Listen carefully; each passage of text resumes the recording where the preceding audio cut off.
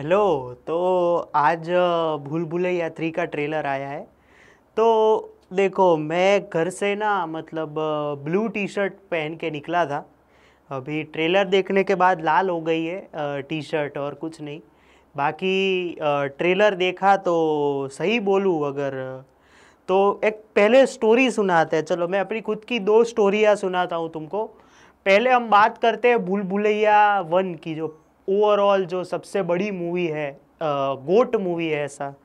ये वो मूवी जब आती थी ना, पहले मैं जब 10-12 साल तक, मेरे को वो मूवी मतलब ऐसे उसका एक भी सीन आ जाता था ना, तो मेरे को ऐसे मतलब डर लगता था कि ये बंद करो बंद करो। उसका वो जो गाना है अक्षय कुमार का हरे राम वाला, वो आता था तो भी ऐसे डर लगता था। और वो फटी फटती क्यों थी?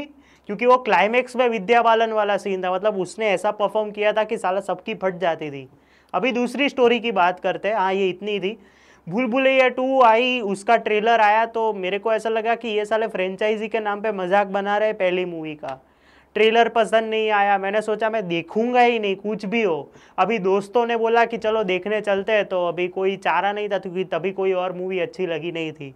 और वो मूवी ने मेरे को सरप्राइज कर दिया, और अच्छी निकली फिल्म, क्योंकि उसका जो लास्ट का ट्विस्ट था, क्या था, वो सारी चीज़ें अच्छी थी। अब आते हैं आज के दिन पे। साला आज का दिन ऑलरेडी खराब चल रहा था, ऊपर से ये। तो भूल भुलैया 3 का ट्रेलर आ गया है, तो और मैं सही में एक लाइन में रिव्यू करूँ तो भाई मज़ा नहीं आया। मैं सही बोलूँ भाई, मैं कार्तिक आर्यन भाई, मैं जानता हूँ कि ये मैं ऐसे ये वाले गेम ना पहले भी खेल चुका हूँ। आपकी ये भूल भुलैया 2 के साथ भी मैंने जज किया था, मैं गलत निकला था। और मैं इस बार प्रे कर रहा हूँ, लास्ट टाइम तो मैं प्रे भी नहीं कर रहा था, इस बार मैं भगवान से प्रार्थना कर रहा हूँ कि मैं गलत निकलूँ। क्योंकि देखो ट्रेलर में ना इतनी मतलब एक तो इतनी मैं गलतियां निकाल सकता हूं। अगर हम रोहित शेट्टी के यूनिवर्स को अगर ऐसे कर रहे हैं ना कि ये वाला विलन तो ऐसे आ गया, ये वाला विलन तो वैसे आ गया, तो अगर हम इसकी बात करें, तो अगर कियारा आडवाणी के साथ वो शादी कर लेता, उसके बाद कलकत्ता जाता और ये दोनों को हराने हराने का करता कुछ, तो क्या प्रॉब्लम थी? ऑल्सो राजेश शर्मा का कैरेक्टर जो सेकंड पार्ट में राजस्थानी दिखाया था, इसमें अचानक से बदल गया क्यों, कैसे? अगर मल्टीवर्स बना रहे हो, अगर सिंघम में भी ऐसा हो रहा है, तो इसमें ये भी तो पॉसिबल नहीं है।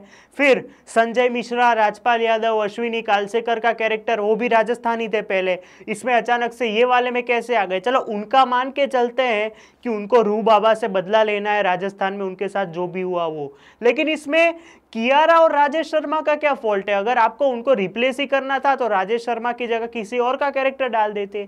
ऐसी कोई मतलब जरूरत ही नहीं थी कि आप उनका कैरेक्टर अभी राजस्थानी से वापस ये वाला कर रहे हो। कोई सेंस ही नहीं बनाया ना। तो ऐसी कोई चीज ही नहीं है। बट अगर स्टोरी जितनी दिख रही है, टीजर और ट्रेलर को कंबाइन करके देखे तो ऐसा बोल सकते हैं कि कुर्सी कुर्सी जो कुर्सी का गेम है पूरा, मतलब जिस तरह से टीजर में विद्या बालन पूरी कुर्सी हाथ में लेती है, तो उसमें से हमें पता चलता है कि शायद दोनों बहनों के या फिर उनके बीच में जो भी मंजुलिका है, उनके बीच में कुछ कुर्सी को लेके मतभेद हुआ होगा।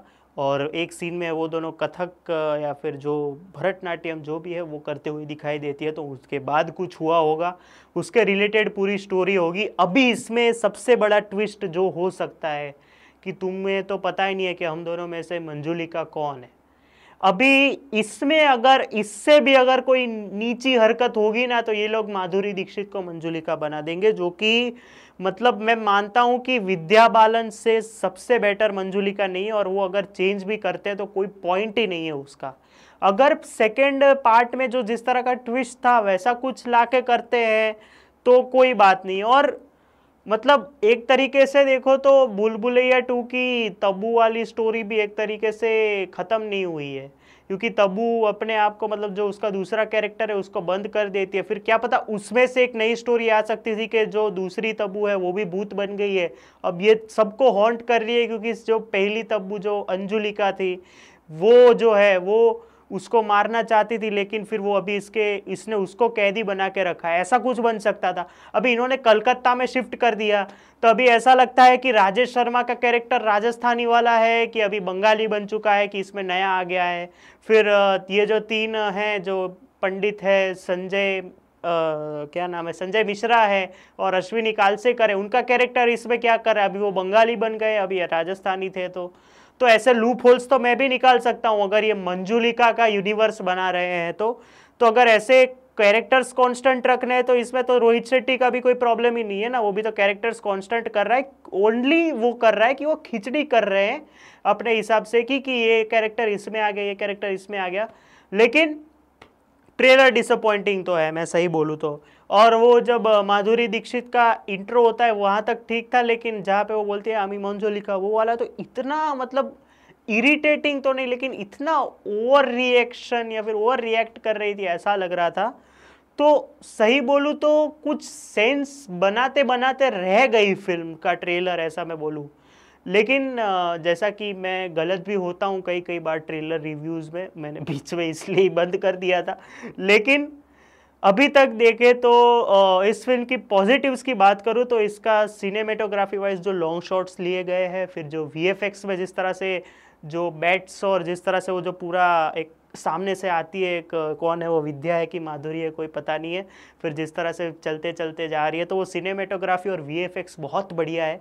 और कार्तिक आर्यन रू बाबा बन के वापस आए हैं तो वो देखने में भी अच्छा लग रहा है। इसका थर्ड का जब अनाउंसमेंट हुआ था ना तब मैं बहुत एक्साइटेड था, क्योंकि उसमें वो बोलता है, अच्छा हाँ वो तो कुछ लोग भूल गए हैं कि उसमें वो बोलता है कि अब मैं आत्माओं से बात नहीं करता, वो मेरे अंदर भी आ जाती है। तो अंदर आ जाती है, उसका कुछ कॉन्सेप्ट होगा जो क्लाइमेक्स में अप्लाई हो सकता है, तो ये भी हो सकता है। और विद्या बालन का कैरेक्टर जिस तरह से दिखाया गया है, मतलब अभी तो मैं कुछ बोल नहीं सकता, क्योंकि ये लोग कह तो रहे हैं कि कुछ है अच्छा, लेकिन मैं डिसअपॉइंट इसलिए हुआ हूँ क्योंकि इस बार ऐसा मतलब ज़्यादा कॉमेडी पे फोकस किया गया है, जबकि मेन वाले में कॉमेडी थी बट हॉरर का जो वैल्यू था ना फर्स्ट वाले में वो अपरंपार था मतलब।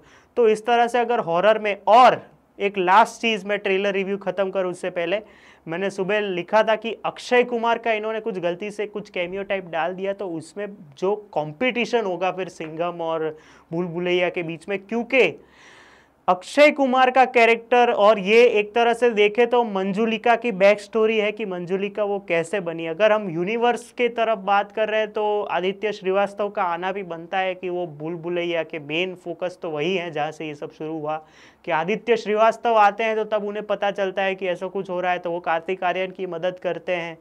ऐसा कुछ हुआ तो और मज़ा आएगा। बाकी इस ट्रेलर के ऊपर से राजपाल यादव को वेस्ट कर दिया गया, उनके कोई खामखाई कोई डायलॉग है ऐसा लग रहा है। संजय मिश्रा, अश्विनी कालसेकर, सबको मतलब वैसा ही रखा है। तो और तृप्ति डिमरी अच्छी लग रही है दिखने में, बट उसको अभी ये लोग प्रॉपर यूटिलाइज नहीं कर पा रहे, पता नहीं क्यों। विक्की विद्या वाला जो मूवी आ रहा है ये फ्राइडे को, उसमें अच्छी होगी उसकी रोल।